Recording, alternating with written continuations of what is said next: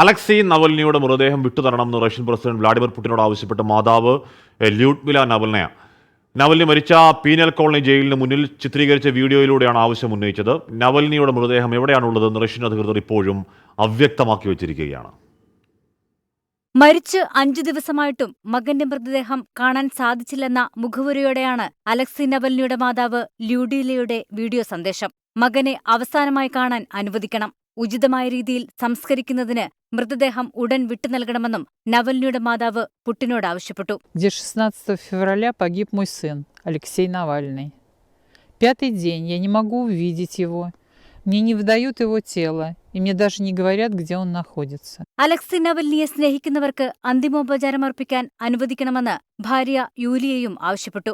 Vladimir പുടിനാണ് നവൽനിയെ കൊലപ്പെടുത്തിയെന്നാരോപിച്ച് എക്സിൽ post പങ്കുവച്ചതിനു പിന്നാലെ യൂലിയയുടെ X account suspend ചെയ്യപ്പെട്ടു. പ്ലാറ്റ്ഫോമിന്റെ ചട്ടങ്ങൾ ലംഘിച്ചുവെന്ന് ചൂണ്ടിക്കാണിച്ചാണ് നടപടി. നടപടിക്കെതിരെ ഇലോൺ മസ്കിനെതിരെ പ്രതിഷേധം ശക്തമാവുകയാണ്. നവൽനിയുടെ മൃതദേഹം എവിടെയെന്ന് വ്യക്തമാക്കാൻ ഇതുവരെ റഷ്യൻ അധികൃതർ തയ്യാറായിട്ടില്ല. നവൽനിയുടെ മരണത്തിന് പിന്നിൽ പുടിനാണെന്ന യൂലിയയുടെ ആരോപണങ്ങൾ അടിസ്ഥാനരഹിതമെന്ന് ക്രെംലിൻ വ്യക്തമാക്കി. അതിനിടെ നവൽനിയെ ജയിലിൽ നിന്ന് മോചിപ്പിക്കാൻ പദ്ധതിയിട്ടിരുന്നതായി യുക്രൈൻ അനുകൂല റഷ്യൻ പോരാളികൾ വെളിപ്പെടുത്തി. അലക്സി നവൽനി ധീരനായ വ്യക്തിയായിരുന്നുവെന്നും ഒരിക്കലും റഷ്യയിലേക്ക് മടങ്ങിപ്പോകരുതായിരുന്നുവെന്നും മുൻ US പ്രസിഡന്റ് ഡൊണാൾഡ് ട്രംപ് പറഞ്ഞു.